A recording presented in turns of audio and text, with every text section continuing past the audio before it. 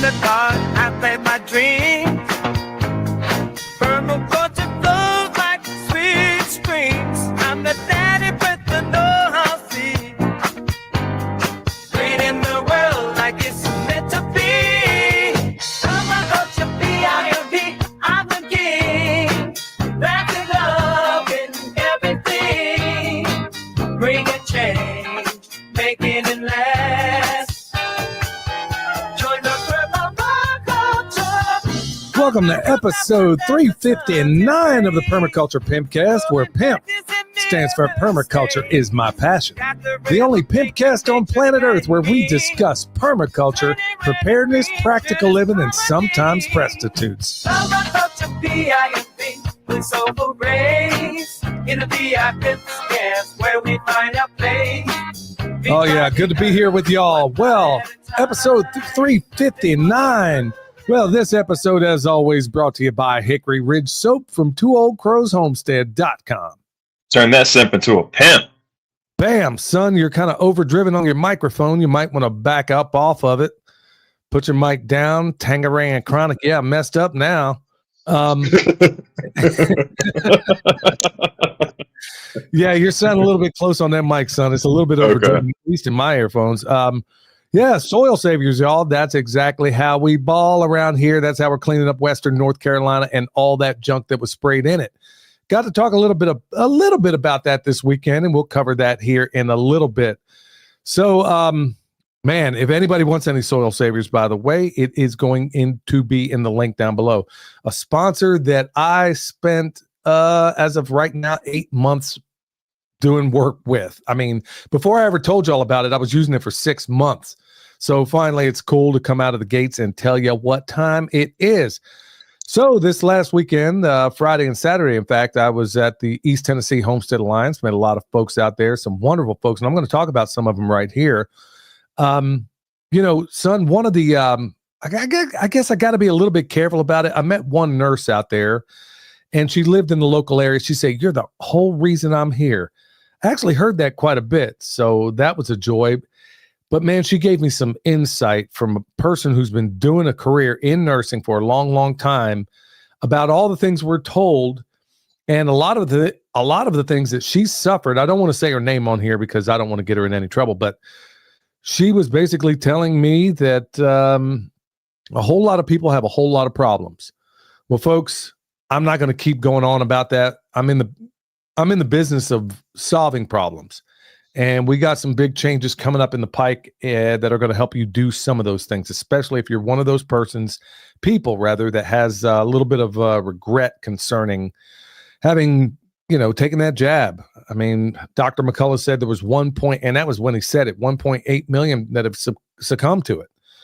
So it was cool to be in a place where I was able to have some awesome conversations with people that I didn't expect to meet. Another one being the CEO of Azure Standard, David. Wow, man. I mean, you would never guess. You just go up to the guy. I mean, he's just a real sweet, good. I mean, he's just one of those guys that just radiates. You ever been around those people, man, where they just you just feel the goodness just coming off of them? Well, he's one of those people. And then also spent a lot of time talking to the chief marketing officer. His name is Pete, along with his wife, talking about a number of things, man. And we use Azure. I mean, we've been using them, folks. I'm not getting paid to say this. I mean, they're not a sponsor of the program or anything, but honestly, it just made me feel light years better being able to go there. And then, unlike a lot of other companies that size where they get college kids to come out and man the booth, no, that's not how it rolls, man. They got the movers and shakers of this company out there actually working. I'm sitting here talking to the CEO. Folks, I already felt great about using their products to begin with. But when I'm sitting here talking to the CEO and I kind of look down on the table and I see the fish oil they have there, and I'm asking him, not really expecting him to know all the what-fors and the how-tos and all that stuff. Man, by the time he got done explaining to me, and this was just one item sitting on the table of all items they sell, and he's sitting here going into unbelievable detail about the fastidious compliance that they have to the standards that are the highest. I mean, higher than what anybody expects out there I was like, good night, man. I feel so much better in doing business with these folks. And there's so many, how many of you out there, if you're like me as a consumer, you buy something and you're a little bit irritated that you bought it. Man, they had chips out there on the table that you could sample. And you know that you're getting good stuff because when you sit here and you talk to this guy, you just know that, look, this isn't an Azure commercial. Like I said, I don't have any affiliation with them. Who knows? Maybe I'll seek one in the future because after I was done there, I can't even begin to tell you how impressed I was. So, met some other folks out there. Oh, shoot. Before I forget it, y'all, I had Brian Lipscomb on last week. Remember him? He's that farmer up there in Virginia that they were trying to come down like a ton of bricks on. Well, guess what? He was on this program and they dropped the charges. So everything has been dropped against Bryce and Lipscomb. I guess you guys really reached out and I don't know exactly what happened, but he came on the program. Next thing you know, the charges get dropped. And so I can't thank you folks enough for reaching out there and doing whatever you had to do. I guess they didn't want the Pimpcast audience out there outside that courthouse because honestly, I was planning on, I had every intention of being there. And as I told you folks there, I was going to invite everybody else. I guess if you were going, go ahead and stand down because they dropped the charges and now they're going to act like nothing happened. It's all good here. So for those that don't know, if you didn't listen to that program, he's a farmer up there selling raw milk to people that want it. Yes, he's not selling dope. He's not selling anything else but raw milk. And all of a sudden they came down like a ton of bricks, like cease and desist. We're not going to give you a reason why, but we want you to cease and desist, even though you're doing everything in accordance with the law. Well, look, I'm not going to belabor it. Look, y'all, if we stand up, son, if this was ever a lesson, I don't know what is. I mean, what are you taking away from this? I mean, it just like reaffirms that we have the power. The only reason we think we don't is because we're being told that we don't, or we're being told what we can and can't do instead of the other way around. But if everybody just says no to the garbage, then there's nothing they can do. Like, there's nothing they can do as long as we all just say no. Your mic is still seriously overdriven. I don't know what happened, but it's still pretty bad. But yeah, it just goes to show that, folks, if we don't comply, and I've talked on this program, I don't know how many times, I don't comply with unjust laws. I don't care what your rules are. I don't comply. Bottom line, I will not comply with unjust laws, especially as it pertains to what I put in my body. Or you tell me I have to put something in my body, especially depending on whom it comes from, meaning this government or anybody else. No, ain't going to happen. But man, I will say that it is a honest testament of what can happen if all of a sudden people stand up and say, look, they can't do anything without the consent of the governed. We are the so-called governed, I guess, if that's how you choose to see it. And it's not going to happen unless we say, okay, I'm cool with this. Let's, it's like Thomas Jefferson said, you will be, and I'm paraphrasing it, and even Frederick Douglass, I'm not quite sure which one said it, but the amount of pressure that they will impose upon you is exactly what you'll put up with. And of course, like I said, I'm paraphrasing it. They said it much better. But it just goes to show you, folks, no matter what they say, comply, do this, do that. No, I'm not going to do it. And you're not going to make me do it. So other things going on out there. Let me tell you about this other thing.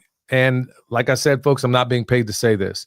So when I go to these festivals and I see products that I think are worth talking about, whether they're paying me to say it or not, remember, folks, nobody ever comes to me and says, hey, we want you to peddle this product. No, it doesn't happen. I guarantee if I'm talking about it, it's because I went to them. I'm not going to have people peddle stuff on this program and me out here being some prostitute for whatever product out there. If I didn't test it thoroughly, and if I don't use it thoroughly, I'm not ever going to tell you about it, or I'm certainly not going to tell you need to go out and get it. But I did come across Hiwassee Products, their latest thing out there, which I need to talk to Michelle about because we need to get one for the Living Soil Foundation. Son, this thing, if you saw it, I guarantee you'd been falling over yourself. So Hiwassee Products, folks, if you don't know, they make a lot of awesome things, and everything they have is made in America. And it is their craftsmanship, their engineering, all of it is second to none. How do I say this? is because, yes, I use their worm bin right now. This thing is just masterfully made, works excellent. So they've come up with this latest thing. They had a bigger version of it. Now they got a smaller one, which I think I'm going to reach out to your mom, and I think we need to get this for the foundation because it's just slick as all get out. So typically, son, why don't you describe to everybody how you typically make an extract? What does that process consist of? Typically, you take a couple of handfuls, depending on how big your bag is. You take a couple of handfuls of compost. How's my audio this time? Is it good? Much better. Okay. I just unplugged and then replugged everything back in. But compost extract, you just take a couple of handfuls of compost, put it in some sort of mesh bag. Like you can use paint strainers. I use paint strainers pretty often. You can use a 400 micron mesh bag. Don't go any smaller than 400 microns because then you're going to start filtering out some of your organisms and you don't want that. And then you put it in a ambient temperature bucket of water or container of water. It could be big or small. AA, 400 micron or bigger. No bigger, smaller than 400 micron. Yeah. And then you massage the compost under that water and knock off some of those organisms. Don't squeeze it or anything like that. And then and afterwards, you do that a couple of times depending on how big your bag is. And after that, you can start applying it directly to your soils, or you can dilute it quite a bit and then apply it to your soils as well if you wanted to. But there's like the annoying part of the process, honestly, is spraying out. I don't even know what product Dad is talking about, but if they fix this problem, that's a game changer. The problem with the compost extract, or the issue with it, is spraying the bag out after you're done massaging the compost. That's the annoying part, because you can, like, things are stuck in the mesh, and then you have to turn it outside or inside out, spray things out, and then try to make sure you don't get any compost on the other side of your bag. And that's the annoying part. But yeah, so what's the product? Well, see, check this out. So when you go through and do that, depending on how much life you have in your compost, you may go through that process depending on what, how good your compost is, because you want to check it before you say, okay, I'm good enough. You want to look at it under the microscope. Well, man, they've come up with this thing lately where it's about 60 pounds. And all you do is take your compost, stick it in one end. It goes through an auger, and it has a strainer on the other end. And it is engineered to perfection, the way it works. And it extracts even more organisms out of there than you can do by hand. So he offered for me to take this thing home. And I was like, man, I really don't have the bandwidth. And honestly, I want to pay for this thing. I really do, because honestly, with how well their worm bin works, I have zero doubt that this thing works impeccably.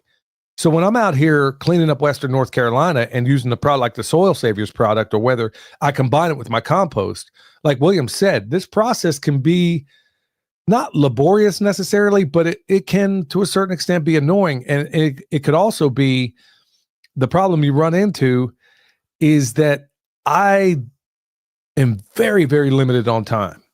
I may spend an hour just trying to set up enough buckets to get enough of the material I need to get it to the concentration I need. Using this product that they've come out with, it seems as if, and I'm going to have to, before I really, really talk about it, I'm going to have to obviously take it for the old test drive. Like I said, he offered for me to take it home, and then he would come up and pick it later. I'm like, look, man, let me think about this. Let me talk to my wife. And honestly, this is something we could use for the foundation, because I can do so much more with so little time. Anyway, Hiwassee products, folks.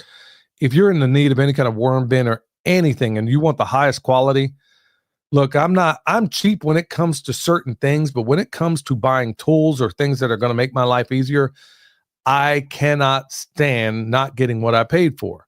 I can't stand it. It's like going out here. That's one thing, going back to Azure. That's what I love about Azure. So 2 companies out there, Azure Standard and also Hiwassee products, folks. I can't speak of each one of them enough, because we're customers of Azure. I know they have what they say they have. They're giving me what I'm paying for. And also, when you deal with Hiwassee products, I know that their stuff is second to none. And, I know the people over there, and man, their stuff works out. So I can't give them enough high fives for the quality of product that they make. So on down the road, I mean, maybe there's some other products out there that might help us get through, because I'm in a bottleneck right now. I'm trying to select the next place I'm going to do, because I don't know that I'm super happy with the first place we did, because the problem is, if they're not senior citizens or people that are needing help, I'm not going to help out able-bodied people anymore, because they tend not to want to. Put it this way, when you get out here and you do stuff for certain people and you see that they're not taking care of it, it's like all those Habitat for Humanity houses I built, son. Yeah. And then I go back and I see these people, they've just been given this home. They don't take care of it. And I see this house that I put so much time and effort in on my time doing it for free. And then to see what happens, I'm going to be highly selective on who I help next. And 9 times out of 10, it's going to be some senior citizen that really, really needs the help. And that's exactly what Living Soil Foundation does. And I can't thank you guys enough, and gals, for all the donations that came in for there. So, yeah, we'll see if we can't wind up getting this and, doing some other properties. Anyway, I have an idea. Yeah. What if it was like one of the businesses along the river? Because they're already going to maintain whatever landscaping there is. They can virtue signal that, hey, we had a BIPOC dude come out here and fix this. Yeah, that would probably promote more business than anything, or make more people aware of it than anything. What about one of those businesses along there?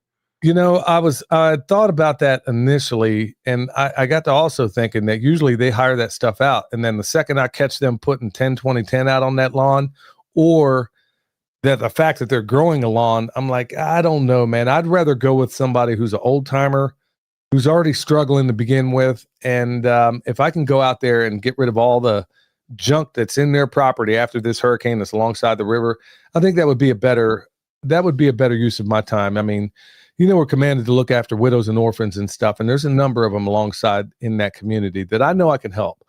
And by extension, the people in this audience, the ones that have donated to do this. So I'm definitely going to be looking to do that. But no, son, it's a great idea. It's just I know of a guy specifically that needs some remediation in the soils. That Fat Joe Food Forest, or Fat Ninja Food Forest. Oh yeah, his soils need fixing. Yeah, no doubt about that. And folks, we're not being mean here. That's what he calls himself, a Fat Ninja Food Forest. Yeah, very, very unbalanced guy. If you need to know. So, son, what's going on your end? I know you had a live stream. Why don't you tell me about that? Yeah, yesterday I had a live stream over on Patreon for everybody who signed up for the permaculture design course that I have on over there.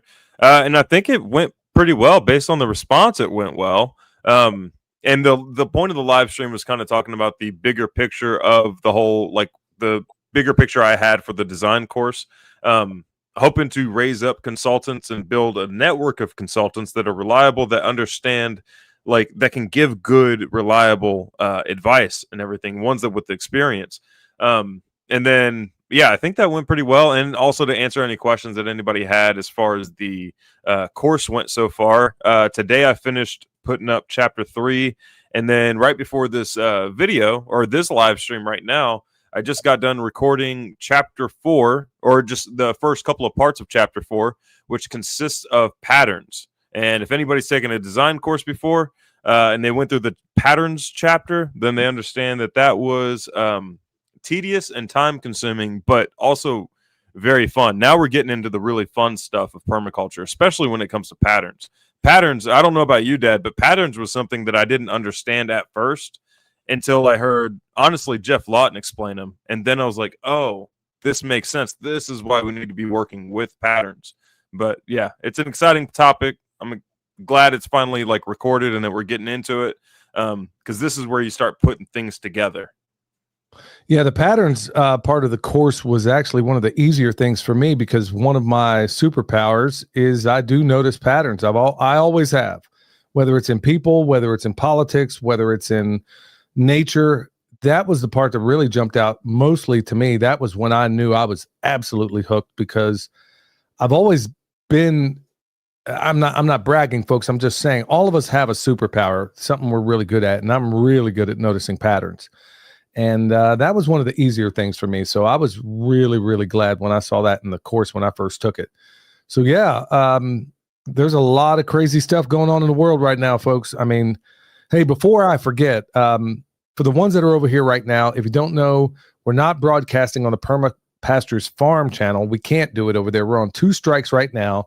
And whenever we go live over there, folks, I could sing Mary Had a Little Lamb and they're going to take it down. They are definitely not digging some of the information that I'm putting out over there, that we're putting out over there, especially in the podcast. So I'll get a strike, but William won't, or the Permapastures Farm channel won't. So that's why you see it here. So you're going to have to, so I'm saying that because tomorrow I got an interview with Dr. Ely. 100% guaranteed it cannot be on YouTube. So if you want to watch it, it's probably going to have to be on the Rumble channel. That is probably going to, I don't know what he's going to say yet, but based on some of the information that I do have from him, I think your mind's going to be blown. So that'll be tomorrow, 2 p.m., I think, Eastern. And got some other big things going on in the future as well. Look, before we move on, a lot of people, whether it's on X or otherwise, man, I've been killing them on X with some of the observations that I've made about this whole Charlie Kirk thing, son. I don't even know at this point. I'm not trying to beat a dead horse here, folks, but remember I said I'm pretty good at noticing patterns. And one pattern that I've noticed, and being something of a historian, what they've done is they've conflated, mixed, combined the narrative from Lee Harvey Oswald and also James Earl Ray all in the same story. I don't even know, son, I know you wanted to talk about this a little bit, but right off the bat, folks, I mean, so Kash Patel, we got Dan Bongino and Kash Patel over there, or as I like to call them, Harold and Kumar over at the FBI. I mean, really, they would be better used if they were to make a sequel to Harold and Kumar Go to White Castle called Harold and Kumar, like, dude, where's my evidence? Because this ain't making any sense. First of all, you're going to tell me, well, let's first of all say, son, you were videotaping the top of this thing. Supposedly the guy jumps down, doesn't have a weapon with him. So if you're showing us that, why don't you show us the shot he supposedly took? Why are we not getting that footage?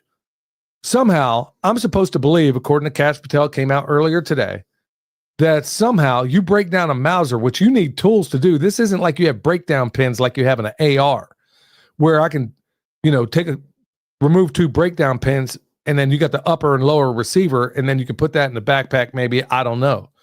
That ain't the way it works with a Mauser or any other weapon of the type. I don't know of any other 30-06 that breaks down like that. 42-inch weapon. 42 inches. He jumps off there. There's no weapon. Somehow he broke it down. According to he gets out in the woods, assembles it, leaves it there for somebody to find. And then meanwhile, I mean, now they're telling us he had a note that he supposedly wrote. They're literally telling us the dog ate it. They had a note, and now you don't have a note, but you're told you have a note. I wonder if this is a national IQ test. I'm starting to think if this whole thing, I'm not saying the guy's not dead. I'm not saying any of that. I know he wasn't wearing any bulletproof armor, not unless they make nipples in him, because you can see his through the white t-shirt that he had on. So you show me the body armor that he's wearing that has that, which he wasn't. Another one, and I talked about it before, and some of you other hunters out there, you're going to agree with me because this is unimpeachable. Explain to me, show me anything that's ever been shot, any flesh and blood that's ever been shot by a 30-06 that didn't at least, without even hitting bone, that didn't at least make a hole, an exit hole the size of your fist. So it wasn't no 30-06. I can guarantee you that. And then I put this out on X, and people are like, well, it lodged in his neck. Are you out of your mind? There ain't no, do you have any idea what the muzzle velocity is of a 30-06 at 200 yards? No. This thing is going through a quarter inch of plate steel, for crying out loud, at 200 yards. I'm sorry, your bone ain't. Everything we're told is told to us by pathological liars, profligate pathological liars. And what I mean by pathological, it means they lie when it would be easier to tell the truth. There is not one thing. I mean, the thing with the aircraft, there are so many little nuggets here. Oh, here's another one that Dr. Jane Ruby brought up. Where's the autopsy? Where's the bullet? You don't even care enough. You have so little respect for the people of this country that you don't even bother to give me the magic bullet like they did. At least they sat here and put one in on the stretcher of the Kennedy assassination. You know, the pristine bullet. They can't even do that in this case. We have no bullet. And then check this out, son. Could have knocked me over with a feather. Here we are, a crime scene. They showed footage that hours after this murder had taken place right there, they're dismantling the stage. That's a crime scene. This could have been in the hood, folks, and you'll see tape up there for weeks. You dig? Yeah. And then today, there was a student out there recording the video of them jackhammering the area where he was, supposedly building another stage. This is insane. I don't know what happened. I'll be the first to tell you that. But I can tell you, going by, to the patterns I'm recognizing, they've combined Lee Harvey Oswald. I think Oswald was 23 when they captured him, and even openly stated he was a patsy. This guy, I guess, is 22. And everybody's already convicting this guy on X, which is sickening to me. Or do we live in the United States of amnesia or what? Everything you know about this kid is told to you by pathological liars. And we're just convicting. I saw Kevin Sorbo put out something out there. I was very disappointed. Like, he's going in for a psychological evaluation. Let me just tell you, he's already crazy. How do you know? How do you know this guy isn't a God-fearing Christian for all you know? You know absolutely nothing about this kid. None of us do. And here we are. How many patsies do we need to see? I just named a couple. Lee Harvey Oswald, patsy. Sirhan, patsy. James Earl Ray, patsy. Even Robert Kennedy Jr. openly admitted and met, I think, with Sirhan. The real guy that killed him was a guy named Thane Eugene Caesar, I believe. I got to memorize all this stuff, folks, because otherwise people will say, well, where's the information? Yeah, it's known. If you look at all the information that's out there, everything up one side and down the other is a manufactured lie. Son, what are your thoughts on the latest? Well, if you want to know who did it, who's the first one saying that they didn't do it? Who's the first one on there 20 minutes? Yep. Who was on there 20 minutes later saying we didn't do it? It's like, well, we weren't saying it was you until you came out of nowhere and said you didn't. Yeah. It's like getting pulled over for doing like 20 miles an hour over the speed limit. And you're like, hey, officer, I have no drugs, no illegal weapons. I didn't steal nothing. Now he's curious. He's like, hold on. I pulled you over for speeding, dude. Good point. That was a very good point. He was the first one. We didn't even know what the status. I mean, when I saw the first video, I was like, okay, if this video is legit, there's no way he's walking away from this. And here it is. You got Netanyahu. By the way, his real name is Milkowski. You folks didn't know that? Yeah, his real name is Milkowski. It's not Netanyahu.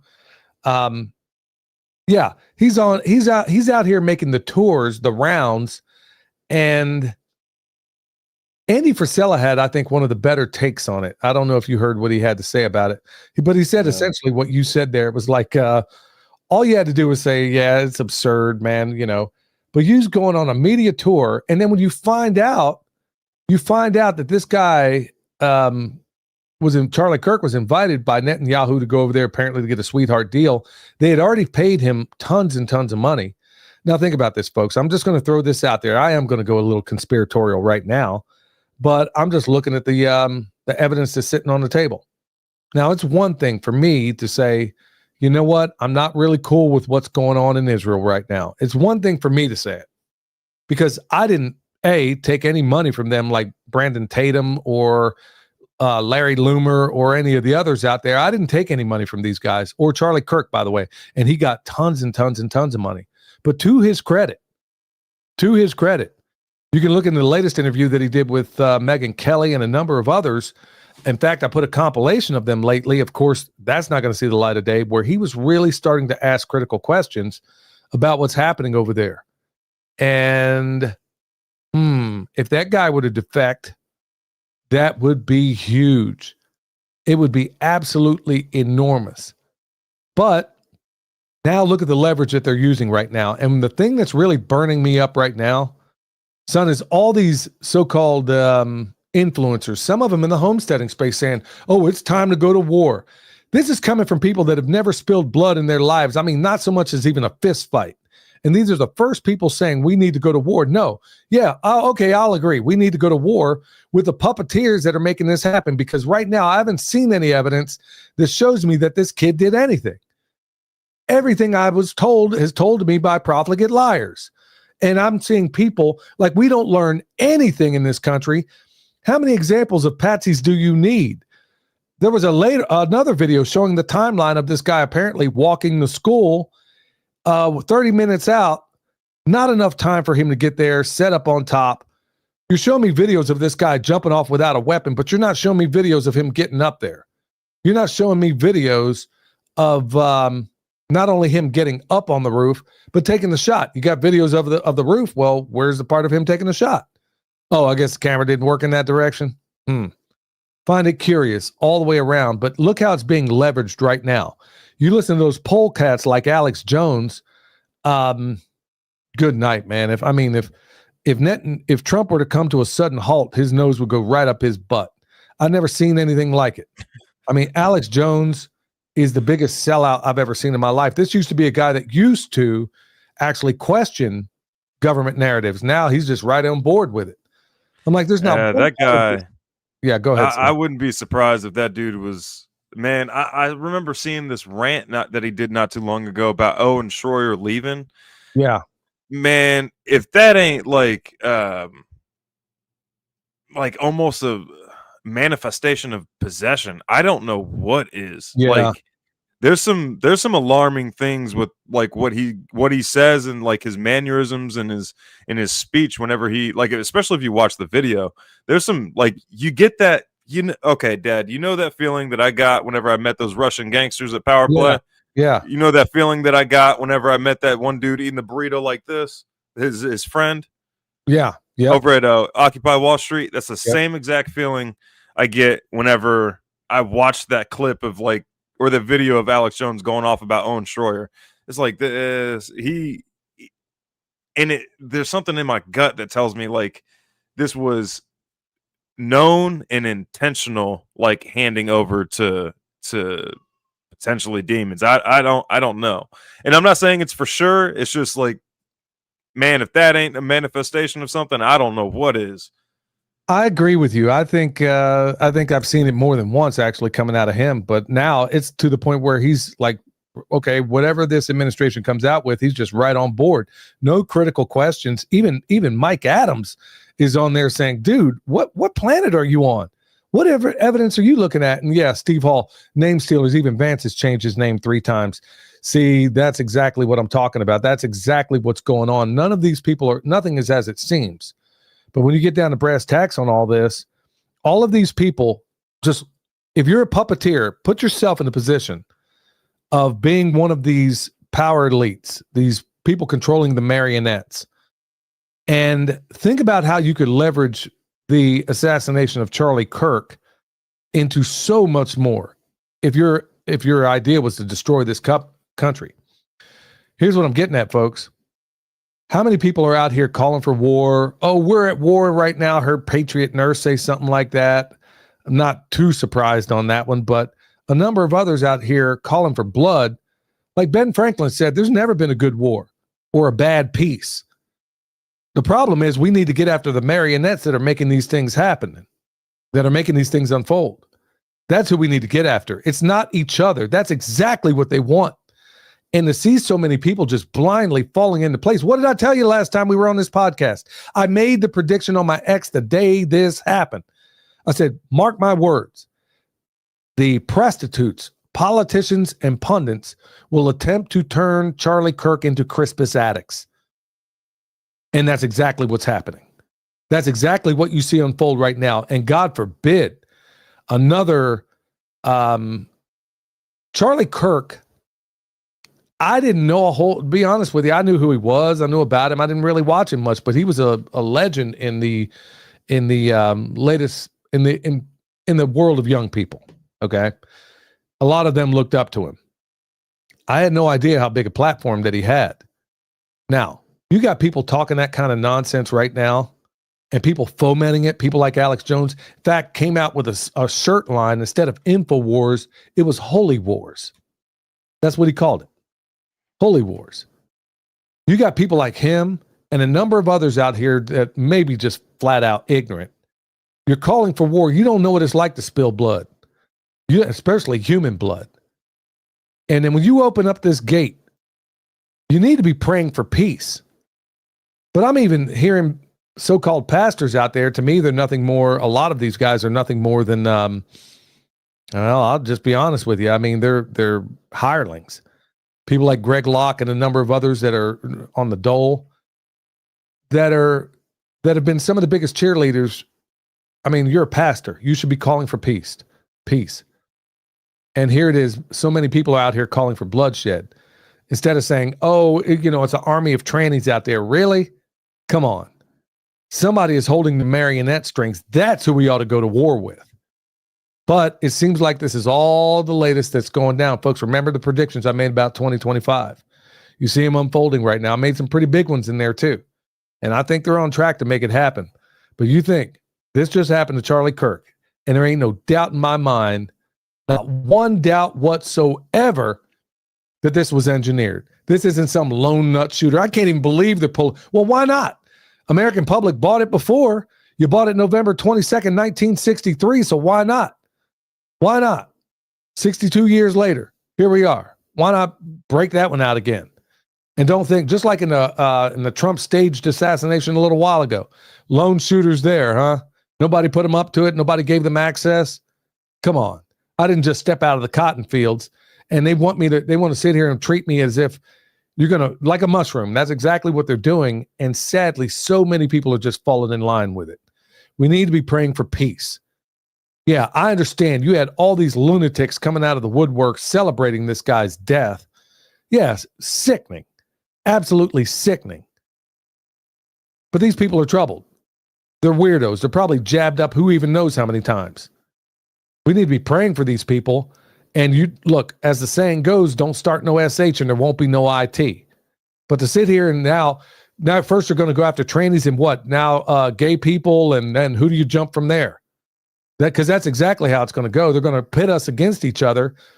When no, we're not going to preempt it. Look, y'all can do what you want. I'm not with it. I'm not going down that way. I'm not going to be used as a freaking puppet in this latest stage show. And so many people, I am just floored, son. And how many people are saying, yeah, we need to go to war right now. Uh-huh. Yeah, you haven't seen the face of war. You haven't even killed an animal. And you're talking about killing people? Come on. Just so everybody knows, neither one of us are suicidal at all. We're a completely stable mind, just in case. I mean, off people for way less. So yeah, just putting that statement out there. If anybody wants to clip that and put that around, we'd appreciate it. Like Steve Hall said, money changers got to go, man. But you know what? It's like Thomas Jefferson said, the tree of liberty must be watered from time to time with the blood of patriots and tyrants. No, nobody ever wants to be one of those ones being sprinkled on that tree either. But at the same time, Charlie Kirk kind of painted himself into a corner because he did take money from the money changers, as it were, and he was starting to bite the hand that fed him. And now I think also his public assassination, because they could have done it any number of ways, his public assassination was probably firing across the bow to all the other all the other folks that have taken money, saying, oh, you're thinking about jumping off this reservation? It's like what they did with the Kennedy assassination. They could have killed Kennedy 30 ways to Sunday. They really could have. But they did it right out there in the open. And there was a comedian years ago that said, you know what? You ever wonder why this guy gets in the office and he says, I'm going to do this, I'm going to do that. He says, here's what really happens. They get him in there, they bring him in the smoke-filled room, and they show you a Kennedy assassination, not the Zapruder film, but they show it to you from an angle you've never seen before. They let you watch it for about 2 minutes, and then they say, any questions? And then you say, yeah, you're like, what are my orders? That's, I mean, I know that may be a bridge too far. I know that it's said in jest, but to a certain extent, these people know who's feeding them. Okay. At the end of the day, that's exactly what they know. And you start biting that hand like Charlie did. And, there were people out there that reported long before he became, dead, that he was deathly afraid that they were feeling like he was jumping off the reservation. But to his credit, man, I think the guy might have gone out on his sword. Pun not intended. I don't mean to be dark here, but honestly, I think the guy was really starting to ask critical questions about everything he was told. And maybe rethinking the whole, I've been very critical about it, the whole Zionist movement. He was probably starting to ask questions there. And now, things ain't looking so good. So yeah, Charlie Kirk, I'm sure more is going to, every day we're seeing bombshell after bombshell. And let's not forget all the other things that have happened between now or that has happened since then, son. Are you aware of some of the other seedy things that have gone on since Charlie Kirk was assassinated? Israel bombed Qatar. That was a big one that is not even, I haven't seen that on the news. I think I've seen it on the news one location, and that was it. What else is going on? Yeah, and then you look at Qatar. Trump basically arranged a peace deal. They supposedly expecting to send their people over there, and then twice now they bombed the people that were supposed to be negotiating. This is absolutely unbelievable. And then, yeah. And then, like Denise sent this text earlier, while everybody was focusing on Charlie Kirk, as we all were to some extent or another, which, by the way, I was in the hotel room at that festival, so I don't watch TV. So I was like, okay, let me put it on and see. It was a 24/7 vigil of Charlie Kirk. I kid you not. Every single thing I saw on Saturday's Fox News or whatever, it was 100% Charlie Kirk. And I'm like, okay, yep, they're getting full play out of this. And I said, and like I wrote on X, does it seem a little bit strange? Charlie Kirk, who was popular among a certain variety of people, certainly had nowhere near the reach of a Rush Limbaugh. So why are they going on? Why is he getting 50 times the coverage that Rush Limbaugh did when he died? When Rush Limbaugh, there wasn't a person that did not know who he was. A lot of folks in Generation X and also the baby boomers have never even heard of this guy. So, yeah, it's showing how they're using this thing for a whole lot of hay out there. Okay, so that's one thing. Yeah, quietly voted no to releasing the Epstein files. That's what Denise wrote or told me about this morning. Nobody's talking about that. And then also the other things that went on. Well, you had Lauren Boebert put in. This is absolute insanity. Yeah. So she just passed a bill punishing politically motivated boycotts of Israel. Last I knew, we were Americans. So what's up with that, son? I'm getting to the point where I don't even have the words, man. Yeah, most of our government having dual citizenship over there should be alarming enough, but now we can't even politically, I guess, boycott Israel, which is insane. It's absolutely insane. Yeah, it is insane. You can, and then you got little Marco Rubio coming up with this latest one with the strip passports over anybody that criticizes Israel. And this is all happening, unfolding right now while everybody's focused on Charlie Kirk. And that's the tip of the iceberg. 82 million. This is not, is tangentially located to this whole thing. And that would be 82 million bank accounts in Vietnam, Laos, all these other places were deleted because these people refused. They're wanting to do like biometric scans on their data and stuff like that. 82 million bank accounts gone. Just like that. 82 million. And if you're thinking for a minute that it's not about to come here, you might be kidding yourself, nephew. This is all things that are unfolding right now since the whole Charlie Kirk thing happened. These, any day of the week, would be earth-shattering. And you got 3-4 major, those are, I'm just giving you the cliff notes right now. And that all just recently happened. So, folks, you would think the banks, like after the first million got off, you'd think they'd be like, hold on, let's do this a softer way, or let's hold off a little bit longer. You would think it got all the way up to 82 million before they even thought about doing anything. 82 million bank accounts, man, just deleted out of thin air, man, right there in Vietnam, Cambodia, Laos, and all those places. I'm like, yeah, and you want me to do digital banking, folks? I mean, they're pushing it down their throat. That's why Trump gave these people $500 billion. I was just on the phone with the last 2 weeks with a couple of buddies of mine that are still in the trade. Folks, they are giving these guys, they can't find enough bodies to build these data centers right now. Can't find enough bodies. For those that don't know, I'm a journeyman electrician. Been one for almost 30 years. And I got people calling me up asking me to put my tools back on. In some places, they're paying like $20 above scale, and they still can't get enough people to get the jobs. I mean, this is crazy. They're buying their lunch like I can't say where this job is. They're buying their lunch. They're giving them like world-class break rooms, extra breaks, the whole 9 yards, and they still can't get enough people to build these data centers. So it's getting crazy. So folks, hold on to your hat. That's why we always say stay alert, stay alive. All right. So Redemption Shield, you know me, y'all. I'm G'd up from the feet up, and that means grounded. So right here, even in this studio, I got my bare feet as I speak on a grounding mat. And guess where it came from? Yeah, Redemption Shield. Perma will get you 10% off. Wave Watch. Billy 100 will get you $100 off of that. Folks were asking me at that festival this last weekend, man, what on earth? Are you wearing an Apple Watch? Like, no, this is not an Apple Watch, bro. I don't roll that way. It's a Wave Watch. And I got it on solfeggio tones to keep me from going upside somebody's head. That's exactly why I wear it. So Billy 100 will get you $100 off that. Also want to let you know that my boy Kerry Brown, he was also out there. He runs Strong Roots Resources, and you can go to his website, Strong Roots Resources. Boy, that's a tongue twister.com. And he's got a class coming up. It's going to be about pasture management or something along that. Anyway, if you want more news about it, go to strongrootsresources@gmail.com. I'm struggling on that one. So yeah, go check out my man Kerry Brown over there, and you're going to be glad you did, because he does a lot of good work, and they got a lot of cool classes over there. So go check them out if you're anywhere. And by the way, that's going to be in the East Tennessee portion of the state, as I understand it. But go to the website and you'll find out for sure, because I know they got different locations for these things. All right, so good news. Check this one out.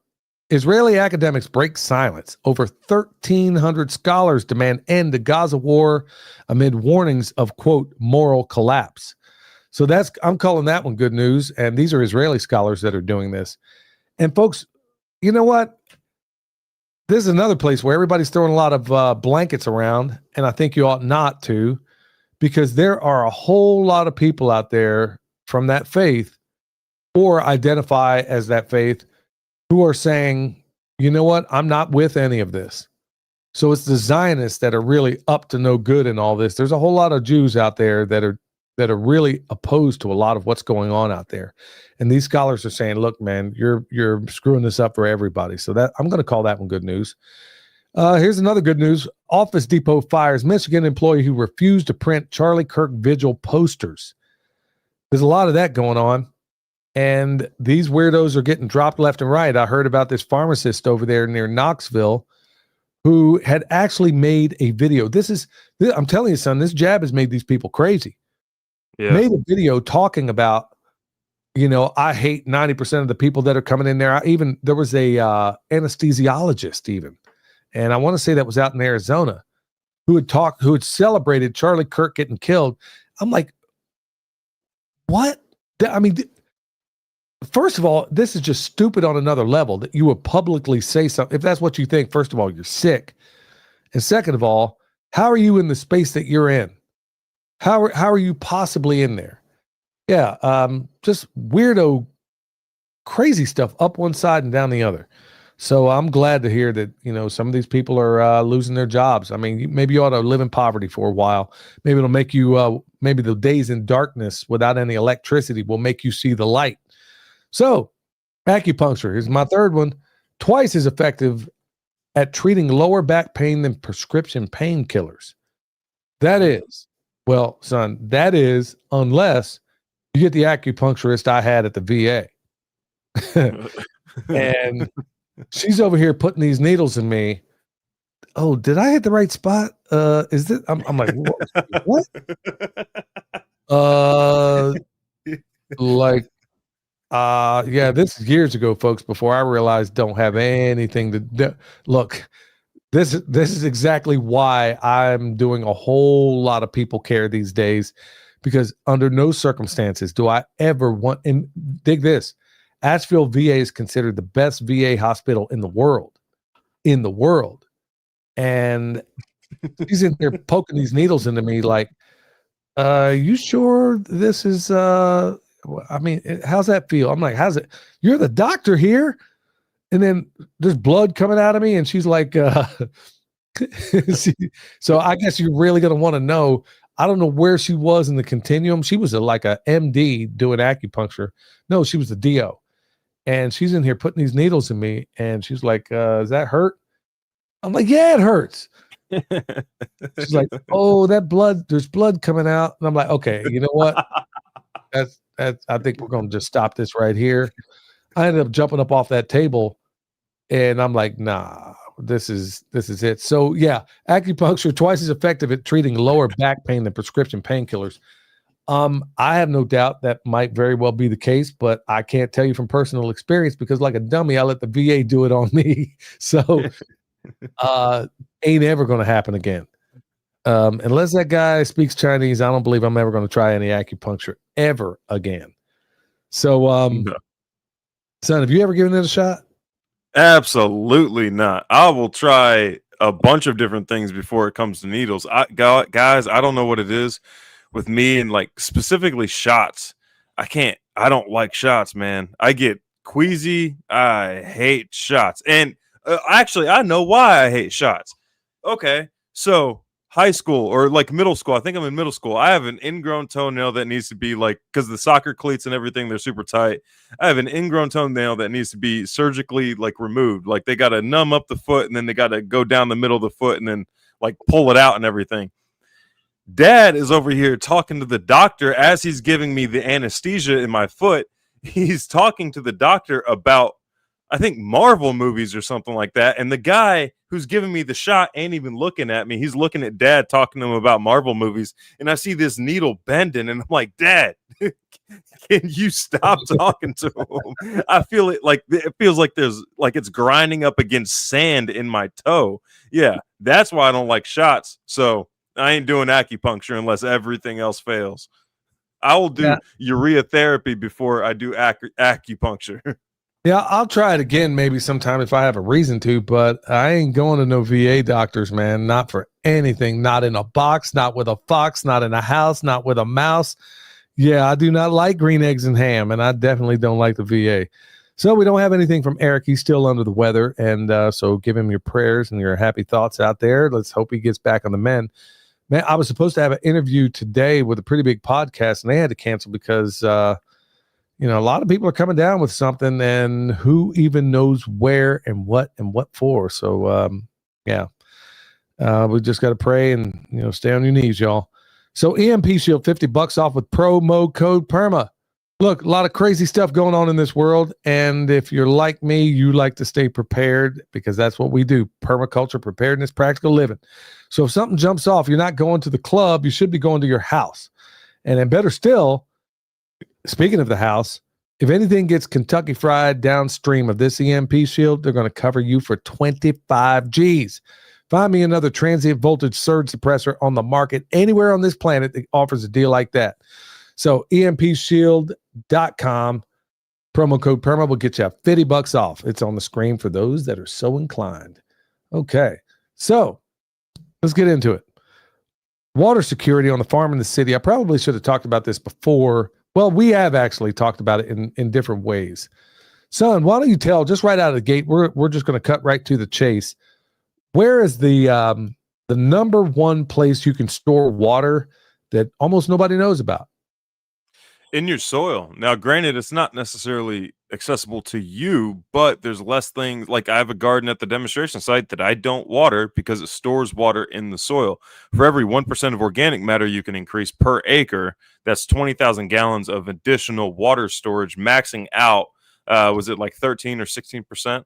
But if you're starting off at zero, That's a lot more water that you're able to store in your property. Now, when I was staying at Jeff Lawton's farm over in Australia, I was staying there during their one of their 100-year drought events, right?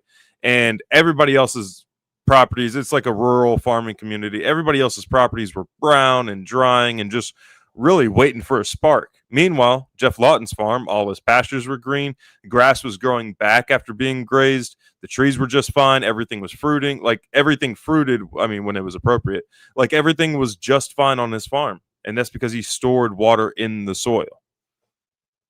Folks, also guess what else you're doing?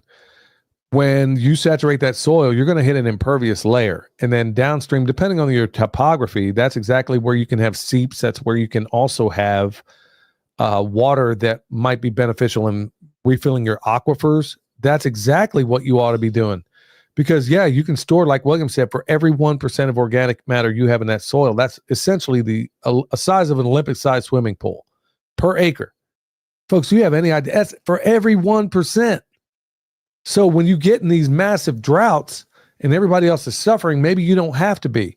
Or, like William said, you're in a 100-year drought event and your aquifers are full. Well, now you can get through it when everybody else might be suffering. So you're going to be in a bad way. So right off the bat, that's why I wanted to cover that right off the bat, because everybody's thinking, okay, the water you drink, yeah, you got to be concerned about that sort of thing. Because let's be honest, 3 days without water, depending on the time of year, depending on what it is, you're going to be in a bind. So, I mean, you got to have farm strategies, urban strategies, all kinds of different ways you can go about this. So, son, how many people do you think in this world even know where their water comes from? I would say very few. Like, not the original. I would say most people don't know where the original source of their water comes from, unless it's a place that people like to brag about. Like in Black Mountain, North Carolina, that was a place where everybody knew where their water came from because they had a dedicated pond up in the mountains that kind of gravity fed everything in. But they love to brag about that they had their own dedicated lake.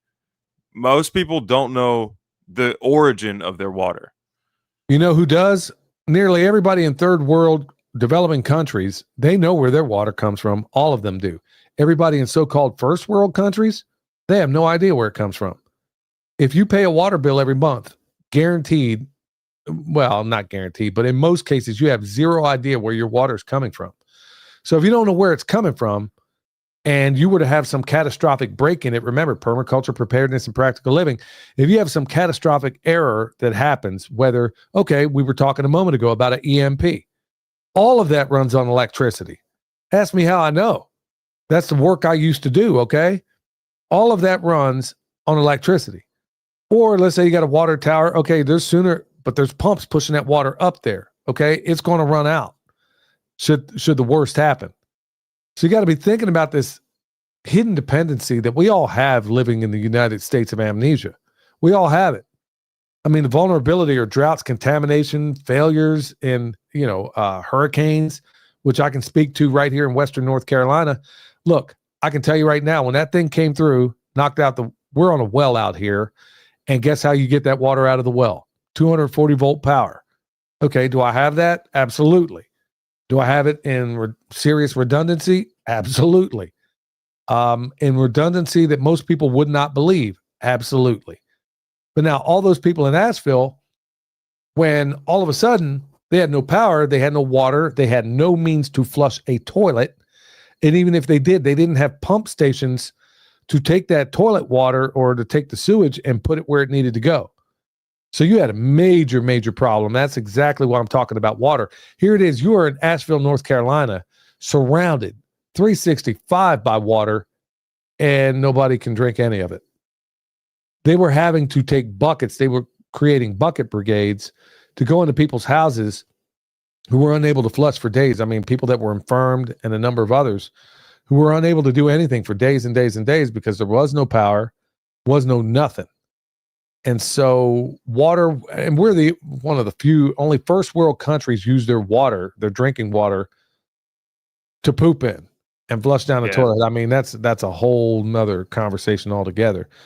But I mean, there's some serious vulnerability here, folks. So I kind of set it up that way. So for your farm in your rural settings, which not everybody listening to this, I mean, yeah, we have a massive audience when it comes to the audio platform, as we're here live on YouTube and, some of the other platforms. Maybe not so much. So I don't know what the layout is. I know we have a wide variety of people that are living either in a city environment, could be in a rural environment, and everywhere in between. So if you're living in that rural environment or anywhere you can, obviously one of the biggest ones that you're going to want to exploit is obviously rainwater catchment. And it's not just going to be off my roof, son. What's some other places where you might want to catch some water? I mean, you could, as far as like rainwater catchment, you could set up earthworks that funnel water into bigger like ponds and depending on where you live, some people call them tanks, things like that. I mean, you should be capturing water in your soil. You should be capturing water off every roof if you can help it. Like a lot of water off of every roof, and you should be capturing water within the landscape itself. You should, at all possible, try to use that water as many times as possible before it actually leaves your property. Like whether you need to slow it down so it stops erosion, spread it out so it soaks in, and store it if at all possible. And you can store it in the soil, or you can store it in containers, like man-made containers, or even like earth-made containers. And then like and then this is also an argument to get animals if at all possible too, because the fastest way to increase the organic matter in your soil is to graze correctly. And then you can store water deeper if you like rent out, or if you buy a yeoman's plow and do some subsoiling so the water can penetrate deeper. You can plow underneath that compaction layer, depending on how deep it is, and then you can store water deeper too. So, I mean, there's a bunch of different methods. It's just like, where do you live in somewhere in that continuum? Are you in an urban environment? Are you in a rural environment? If you're in the city, then I mean, your everything around you is designed to hurry up and shed and get rid of water. So maybe think of like where that water is shedding to, and then try to maybe source water there. But even then, you're going to need some heavy filtering and decontamination. Well, then even the whole notion of reusing water, why can't you use, okay, let's say you use the water in, let's say your washer. And when it comes out, maybe it goes into a tank that you could then flush the toilet with. Do you need clean water for that? I mean, no, you don't. I mean, there's so many ways in which we could be redesigning our lives like an Earthship would, naturally do. But yeah, we live in a place where there's so much abundance that we don't stop to think about these things. But this is where so many third world countries got it right. So you want to be thinking about those places William talked about, the roof catchment, swales, ponds, all those things. But in addition, we want to make sure we have redundant systems. Remember what I was telling you? Hey, my water, we got streams all the way around us. Okay, I could always go down there with a bucket and get some. But you want to think about redundancy, and obviously ponds, creeks, storage tanks, anything you can get your hands on. And then obviously William brought it out also. And Joel, his whole farm runs completely on a gravity system. I mean, the water is at 1,000 feet higher, I think, and I forget how far away, but all of it is done through gravity. Yeah, you're going to have problems from time to time, but hey, you know what? I would rather have that than be completely reliant. There's a lot of hillbillies up in these mountains too, honestly, that do it the very same way, where they're getting it uphill, and all of a sudden they gravity feed everything into the house. If you get it high enough, the pressure is not going to be a problem. And if the pressure is too great, you can put little, I forget what they call those things that can manage the pressure to make it what it ought to be. There is, you could do what Joel does. And once he hits a pressure where he has to upgrade from PEX into cast iron pipes, he just puts another pond there, which lowers the pressure again. You're slowing it down, and then he just gravity feeds it again. Once it gets past that pressure, then he just puts another pond there. It's a good way of designing like your ponds, and also you're guaranteeing enough like acreage to bring water into that pond. Like you have enough square footage to bring water in there. And another cool thing about it is, that's another source of water that you may need for your animals or otherwise. And speaking of animals, you always want to plan not only for them, but yourself, at least twice as much as you think you're going to need. And like William said, I can't emphasize this enough, carbon-rich soil or life-rich soil is going to hold water longer. And even in drought conditions, you're always going to have it. So, and folks, I can't emphasize enough the need for backup power, especially if things go sideways. Here in Western North Carolina, there was a whole lot of people in a bad way. I'm watching people lined up at an ATM to go get money. You don't have any cash on hand. Nobody, well, I got cash on hand, but not a lot of others didn't. So, talking about city water security, you can keep it roughly, depending on whom you ask, 2 to 4 weeks, depending on the conditions. There's ways to purify things and make that happen a little bit better. You got the Berkeley, you got the Sawyer, you got the Life Straw, DIY ceramic flows. You got a lot of stuff out there in which you can go about doing it. But man, I'll tell you one place I would not want to be if the water were not working, and that is some high-rise New York City kind of place. Chicago, anything like that, man. That would be the worst place. But, rain barrels, roof catchment, I don't care about your legalities, man. Emergency sourcing, find out where the public taps are, the streams, and all those other things that are around there. And you better be thinking about purification methods that are a little more consequential. But think about it. In the city, things go sideways, and you got to purify water. Do you want to have a fire out there boiling water for all people to see and smell? Maybe not the best thing in the world. Maybe iodine tablets. You might want to be thinking about some of that. Doing it properly you can do it with bleach. There's another solution that you could use that I can't mention on here. Otherwise, they will bring down the video. And I know how. I got it. It's so for those of you guys have the pools, one really cool way to clean your pool. Guys, we're just talking about cleaning your pool and everything, especially if you have a bunch of algae buildup or whatever it may be, is that they sell a product to clean your pools with, it's called chlorine dioxide. Now, some brands have different names for it and stuff like that, but it's for cleaning your pools. It's really cool. Like, you can watch YouTube videos on people cleaning their pools and how to do that. Son, you may not have been as clever as you thought you were because you still mentioned the name.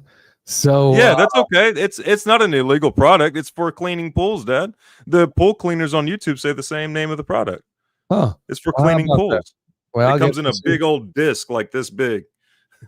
Yeah, well, I guess we'll find out whether or not we get away with this. But obviously, in the city, there's going to be some contamination risk. First of all, it's contaminated when it comes out of tap on a good day.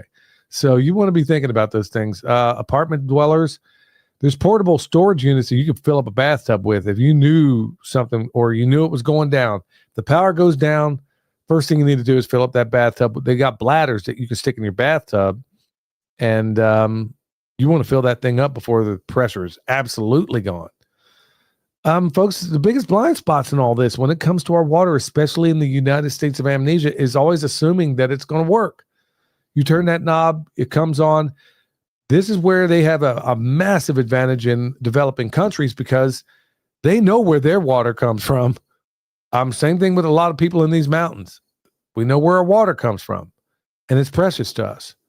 Relying on bottled water, especially in those plastic bottles, who even knows what the shelf life is on some of that stuff? And then if you are relying on that sort of thing, you want to make sure you're rotating it. And one of the big ones out there, obviously, it's going to be one of the big blind spots is ignoring your animals and what they need during. If you don't have water for these animals, folks, I don't know what to tell you. If you can gravity feed it, obviously that's going to be the best way any day of the week. And if you can, in some places, like I talked to my friend Steve, who's out in Arizona, and we were talking about preparedness a little bit. I just spoke to him last night, and we've been friends for years. And he's gotten more preparedness minded and bought a place up in the mountains in Arizona. And I'm like, Steve, what about water? Like, you are in a flipping desert, bro. And he's like, well, yeah, there's this well across the street here. And I think, I could probably get it going. I'm like, dude, you got to be thinking about that sort of thing. I'm not saying it can't be done in the desert. The natives did it in the desert, but those were natives. That was their home. They knew what time it was. So, test these systems out. And folks, there's a reason why we're talking about this, because I'm not just blowing smoke when I told you I think 2025 is going to if my prediction is correct, I don't know that we're going to recognize this country by the end of this year. I'm not saying this to be right. I've never wanted to be more wrong about anything in my life. But I'm wondering, and I think Charlie Kirk may very well be the beginning salvo in what's going on right now. Now, there almost certainly will be others, before they kick everything off. But we have a dollar that is absolutely, we got BRICS nations that are not even using the dollar. The only thing keeping it afloat right now is nothing. Nobody's buying our debt. Nobody's buying our treasuries. Nobody, except for the Fed. So how long is that going to last? Folks, it's coming apart at the seams. I'm not saying this to be a wise guy. I'm saying this so you get prepared. And that's why I mentioned some of the people earlier in this podcast. Son, anything to add? It is 100% possible to capture all of your own water just with the rain, the runoff from your roof. For example, Earthship Biotexture, they live in a high-altitude desert plateau in Taos, New Mexico. They get like one rain event per year. Most of the water that they collect is in the form of snow, and it totals to about 7 inches. Now, each house has the capacity to capture at least 4,000 gallons of water, and they use their water multiple times before it leaves the property. That comes in first, they use it for like drinking, cleaning, showering, stuff like that. And then it goes into the gray water bed, which waters the plants up in the front of the greenhouse. And then from there, it goes to the toilet tank. And then after it gets flushed, it goes into the lateral lines for the sewage. And some of them grow trees with those lateral lines. So it is 100% possible to capture all your water as long as you are responsible and you have big enough storage. Yeah, it can absolutely be done. In some cases, though, even in droughts up there, I don't know if it was mismanaged by some people or whatever the case may be. There were a number of cases up there where I was aware of people having to call in water trucks. So I'm just frankly not going to live in a high desert. I'm not going to live in a low desert. I like the green. I'm going to live in a place where at least I can expect some water every blue moon, if nothing else. So that's exactly why I live where I live. I mean, it's a strategic move as much as anything else. So, there's a number of other reasons I could go into regarding all that. But, folks, I can't stress the need to think about your water. All right, want to give a hat tip to Renewed Homestead for handling the chat. Want to give a hat tip to everybody here in the live audience. And I want to thank everybody for checking us out. And there's a whole lot of things you could be doing with your time, and you're here with us. So thank you so much. Until next time, stay alert. Stay alive. That run deep, wisdom from soul, permaculture dreams. Let the ideas unfold. I'm moving with the truth. Feeling nature's good. We've got the answers. All we need to do. Listen to the earth, they got us through. Let's see the change, watch the world spin. From the smallest sprout to the harmony begin. In the cycle of life, where the magic's alive.